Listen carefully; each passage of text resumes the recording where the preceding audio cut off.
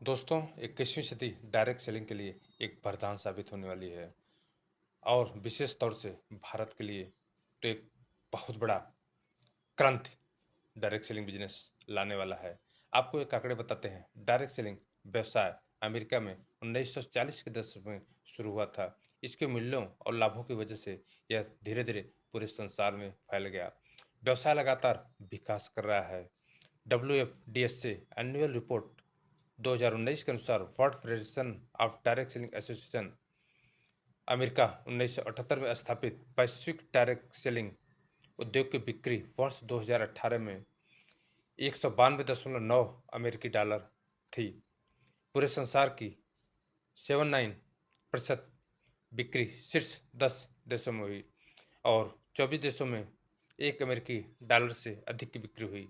दोस्तों, वर्ल्ड में 10 direct selling में सबसे अधिक बिक्री करने वाली देशों के नाम इस प्रकार हैं। पहले नंबर पे चीन है, दूसरे पे यूएसए, तीसरे पे कोरिया, चौथे पे जर्मनी, पांचवें पे जापान, छठवें पे ब्राजील, सातवें मेक्सिको, आठवें पे फ्रांस, नौवें पे मलेशिया और 10वें पे ताइवान देश है।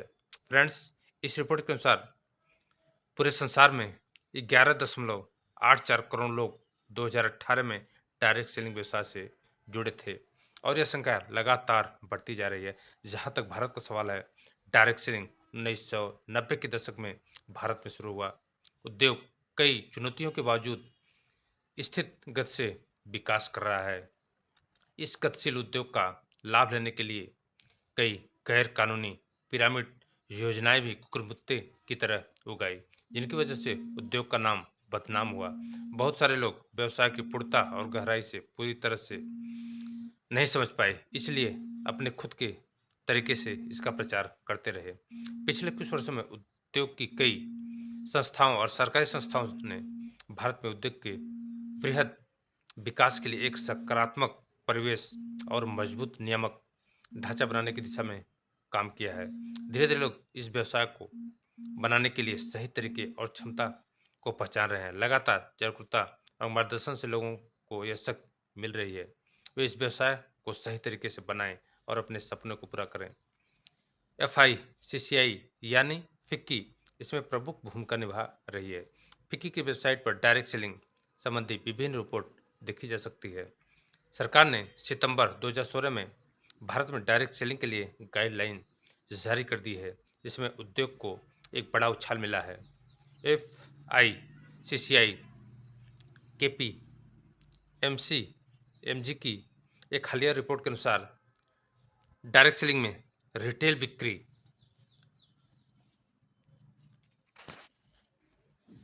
2025 तक 64,500 करोड़ रुपए तक पहुंच सकती है और 1.8 करोड़ भारतवासियों को स्वरोजगार के अवसर प्रदान कर सकती है।